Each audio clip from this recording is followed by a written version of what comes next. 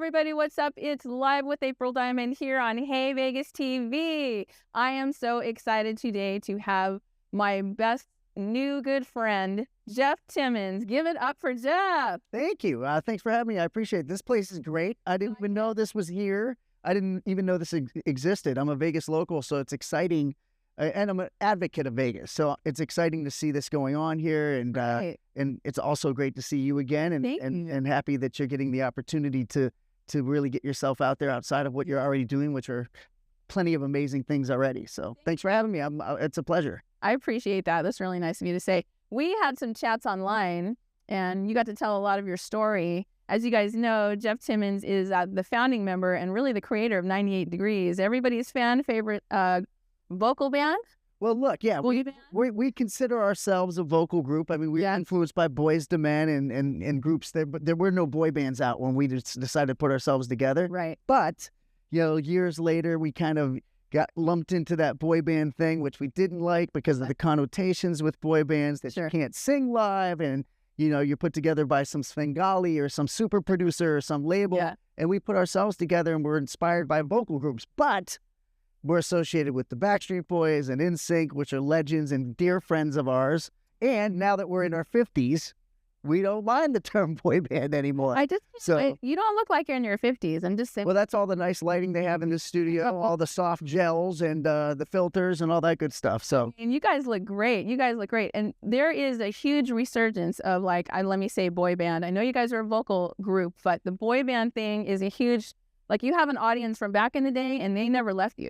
Yeah, I mean, that's what's great about it. Certainly when we started the group, I started the group in college with some guys trying to impress girls. So when you start a group like this and you're trying to croon and, you don't expect that you're going to do all the stuff for teenage and preteen girls. So that being said, years later, we're lucky that we had that younger audience because it allows us to do what we're doing for a living, 30 years later now. They're all grown up. They have, kids of their own that they're introducing our music to. And, we get to go out as middle-aged guys now and still live the dream, get up and sing songs for a living. And, they're more enthusiastic and excited and rambunctious than ever. Right. So it's a blessing. It really is. That's awesome. And, and you know that because you've got your own tribe at home.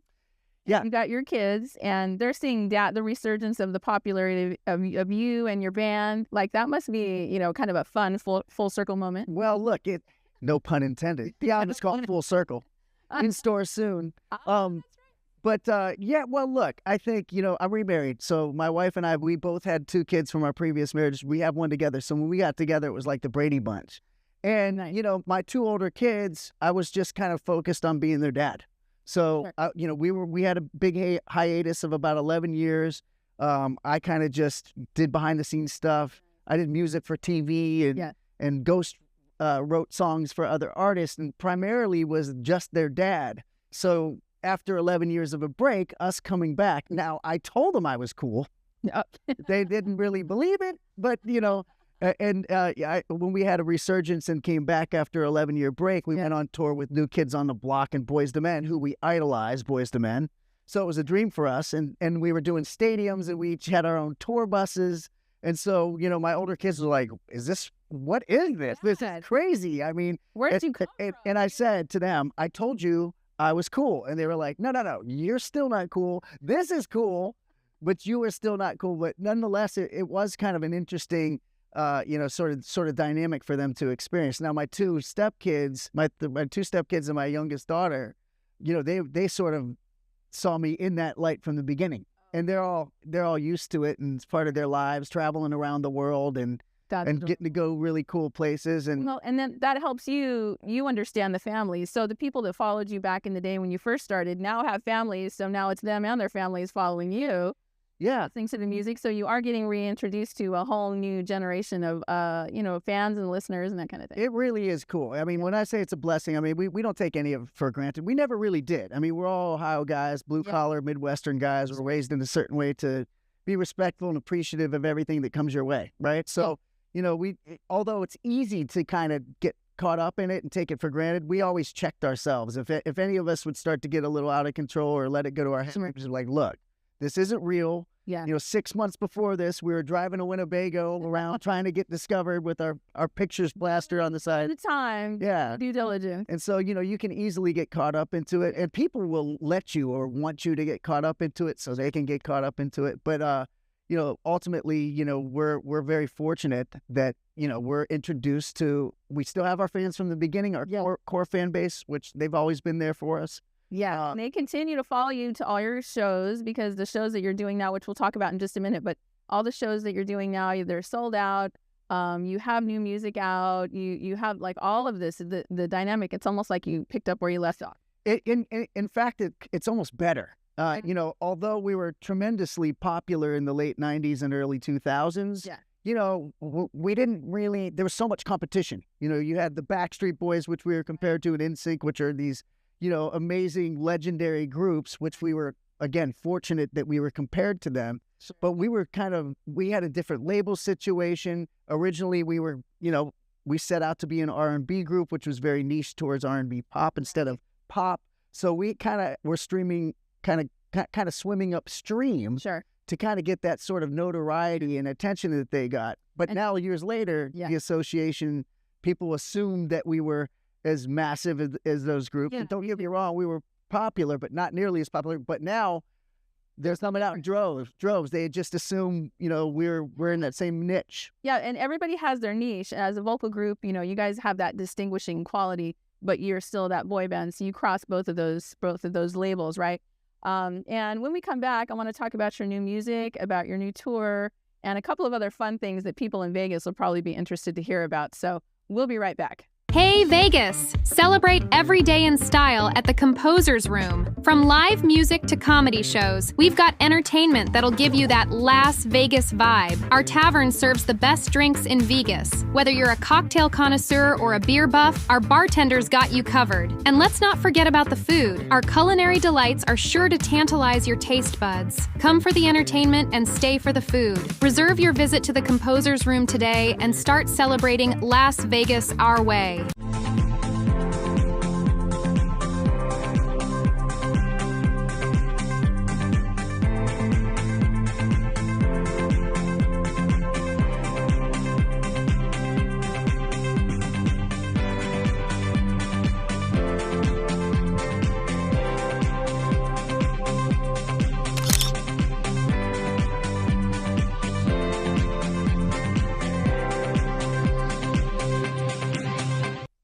All right, you guys, we are back live with April Diamond with the one, the only Jeff Timmons from 98 Degrees. But also, you have multiple things going on, and I did some Googling of you. Oh, wow. I can't know what you wish for when you do that.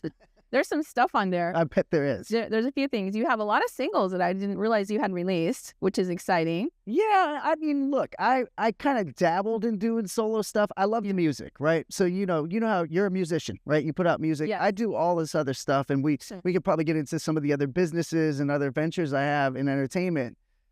You have to learn the business and have to diversify yourself just to do music, right? Correct. And so, I've released songs, I've never really gotten with a major label, sort of our window passed, and then, they kind of, outside of Justin Timberlake, they really didn't really care about any of the other solo artists for boy bands and stuff like that. So I didn't really pursue it. I mean, I couldn't even get a major to even listen to the music at that time. Wow. So I just have released things here and there that I've been passionate about along the way. I'm thankful that you know about that. But I love being in the studio, love music. Occasionally I'll go, all right, I'll release it and see what it does. We had a song, speaking of Pompeii, we're doing something with Pompeii Productions, but I did a song called Lit with this artist, this very talented rapper named Pompeii, which made it to #1 on the Apple iTunes. Oh, wow, that's great. So yeah, we were fortunate enough to have some fun with that. But I kind of, my big thing when it comes to music is really the group, Yeah. So. And being the founding member. That's the thing is, Jeff, really, you put that together. That you are the one that created 98 Degrees. Well, I was dumb enough to try it first. So I started. All the hits. Well, I started in college to impress girls at a party. It's a very shallow thing, but that's what college guys do. Right.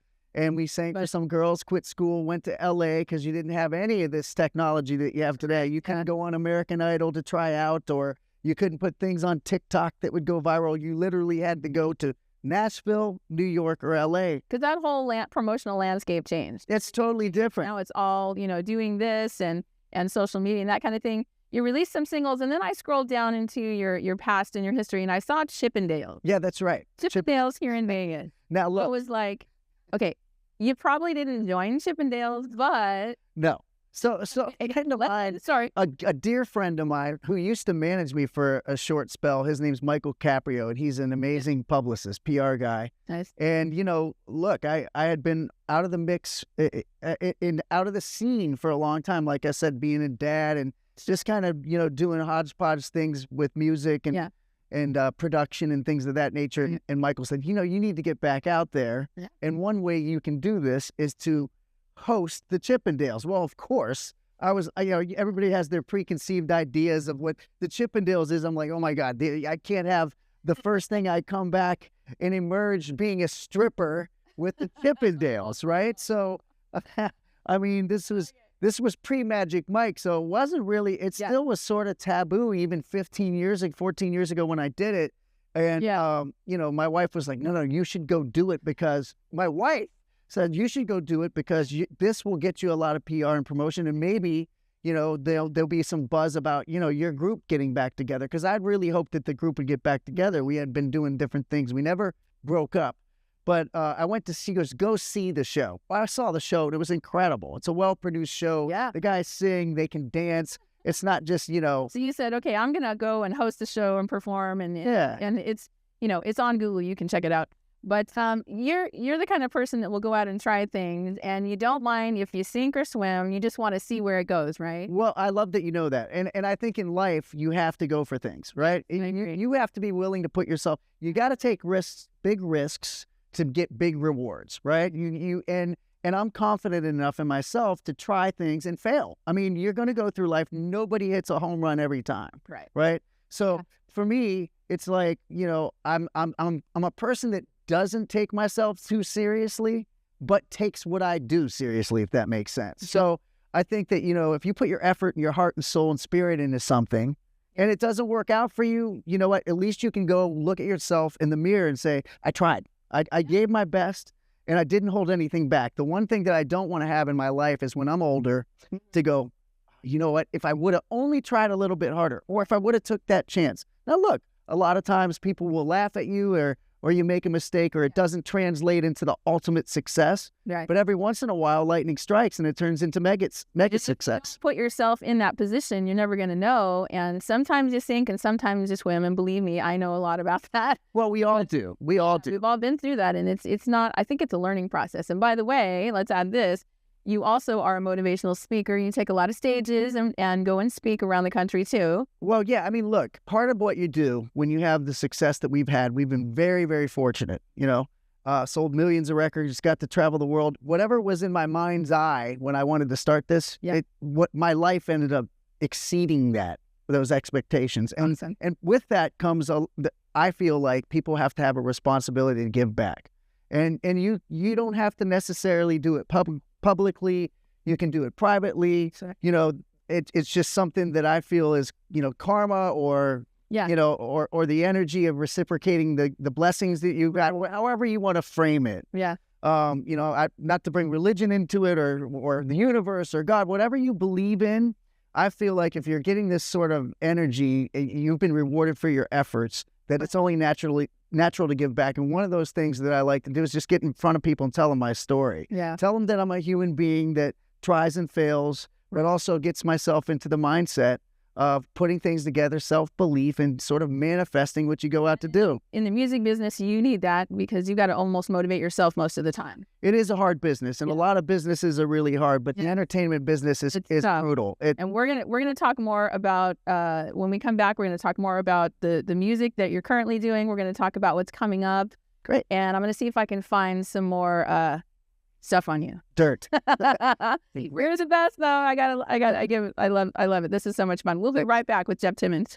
Hey Vegas! Celebrate every day in style at the Composer's Room. From live music to comedy shows, we've got entertainment that'll give you that Las Vegas vibe. Our tavern serves the best drinks in Vegas. Whether you're a cocktail connoisseur or a beer buff, our bartenders got you covered. And let's not forget about the food. Our culinary delights are sure to tantalize your taste buds. Come for the entertainment and stay for the food. Reserve your visit to the Composer's Room today and start celebrating Las Vegas our way.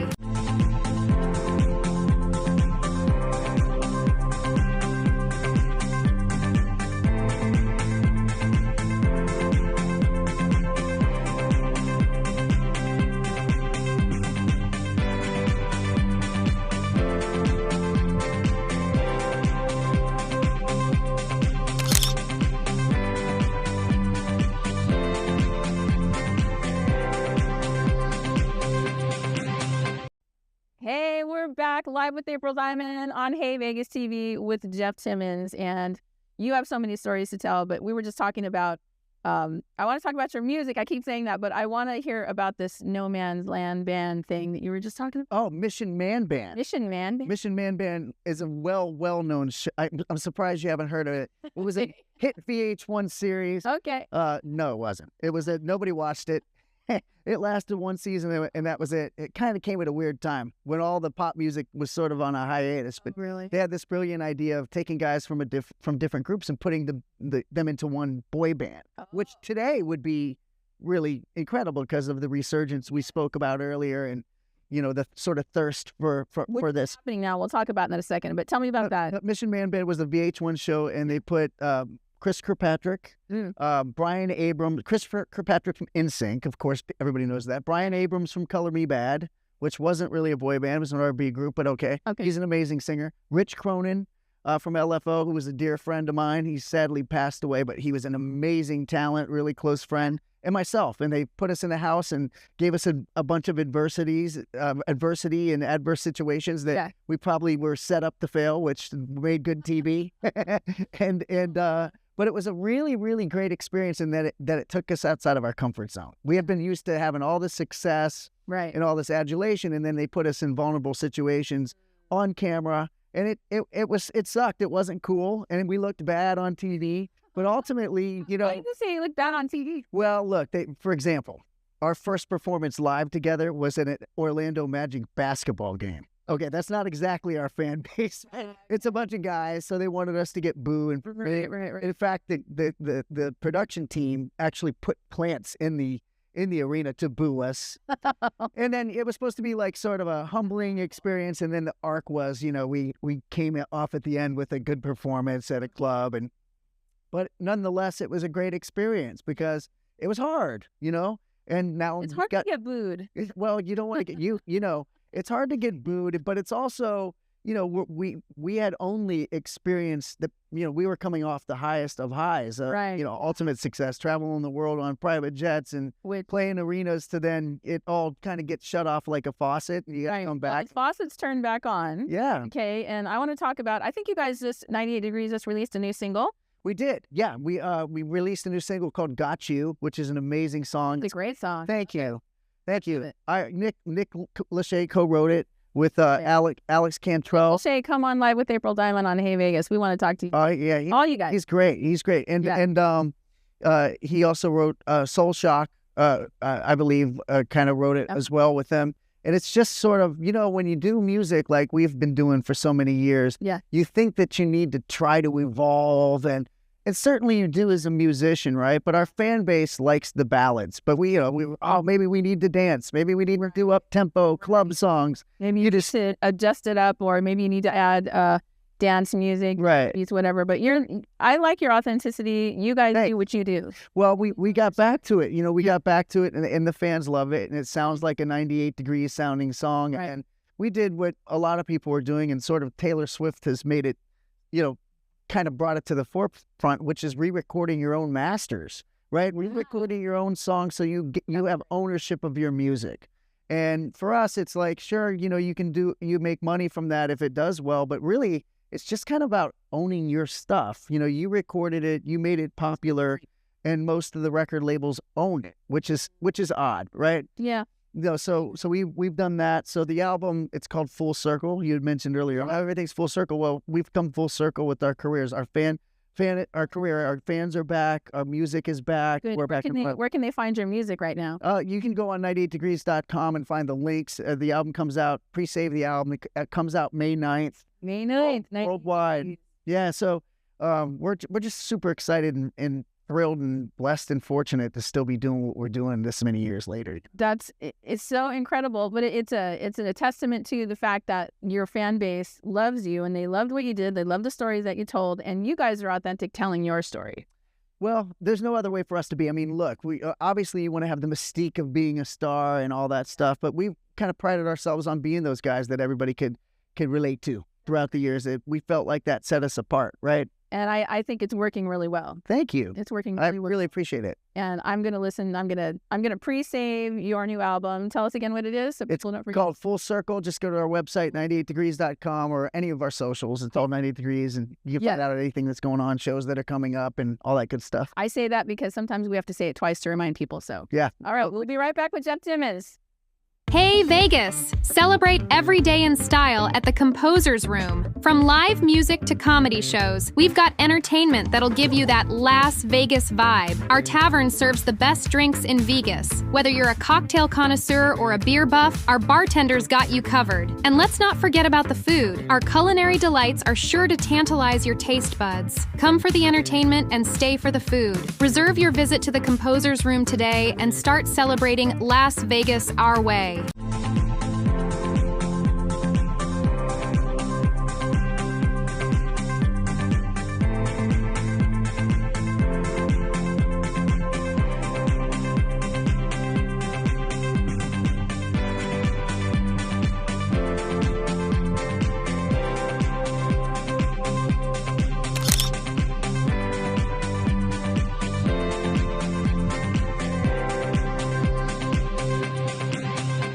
All right, we're back with Jeff Timmons and talking about 98 Degrees and the fact that you guys are back. Well, you've always been together, even the time passed and we didn't see you, but you've got some big things coming in the works. And I want to talk about Boy Band Symphony real quick. Of course. I heard about that. This is an amazing thing.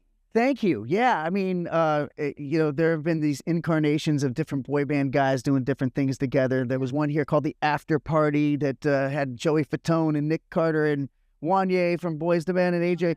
And that was like in a club kind of setting. For this one, it's myself, Chris Kirkpatrick, who's a dear friend of mine from NSYNC, right? And Eric Estrada from O-Town, who is really an underrated guy. I mean, he's an amazing, probably one of the better vocalists I've heard. The three of us do each other's songs and cover other boy band songs with a huge orchestra. It's been an enormous success for us. We didn't know what to expect or what people would think of it. Of course, right. When a lot of us sing ballads, right? So when you have these ballads, they're constructed most of the time with an orchestra in mind, and it's not really like that. It's programmed. You might have some strings, but to hear these songs come to life with an orchestra, I'm up there often getting goosebumps listening to this music. It's an amazing, overwhelming feeling. Orchestral music, but the thing that's cool about it, and by the way, all these places that you've gone, you guys are selling out.